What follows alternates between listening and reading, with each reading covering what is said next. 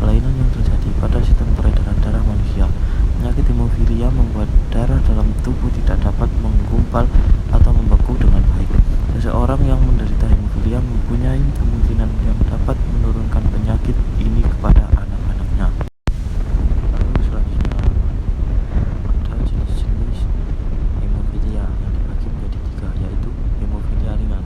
Itu hemofilia yang terjadi ketika kadar faktor pembekuan darah pada tubuh penderitanya berada di kisaran 5-40%.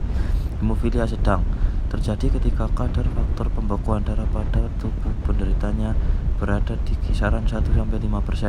Hemofilia berat terjadi ketika kadar faktor pembekuan darah pada tubuh penderitanya kurang dari 1%. Lalu selanjutnya ada penyebab hemofilia. Penyebab hemofilia adalah adanya mutasi gen pada tubuh sehingga tidak memiliki cukup protein yang berfungsi dalam pembekuan darah. Lebih tepatnya, kelainan darah ini berkaitan dengan mutasi pada kromosom X.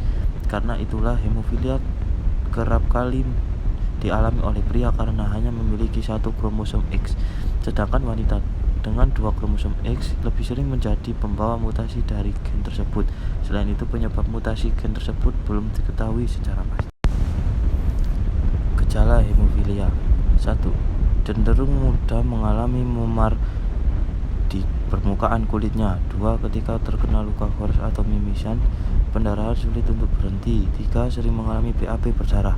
4. Nyeri serta bengkak pada lutut dan siku yang menjadi tanda terjadinya pendarahan pada sendi. 5. Mudah merasa kesemutan. 6. Sering mengalami pendarahan pada mulut dan gusi. Lalu ada pengobatan untuk hemofilia.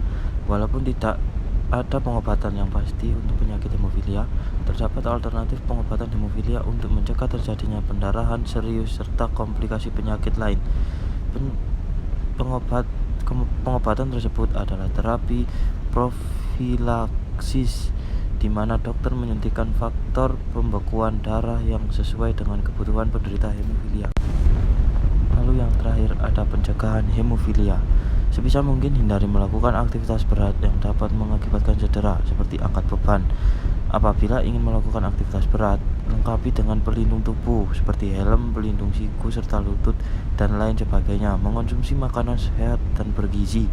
Apabila ingin mengonsumsi ikan, sebisa mungkin pastikan dagingnya sudah tidak terdapat duri. Rutin melakukan pemeriksaan kesehatan. Penderita hemofilia tetap diperbolehkan untuk berolahraga, namun lebih disarankan untuk melakukan olahraga ringan seperti juga berenang, jalan pagi, dan sejenisnya. Lalu di sini ada perbedaan yang terjangkit hemofilia dengan yang normal.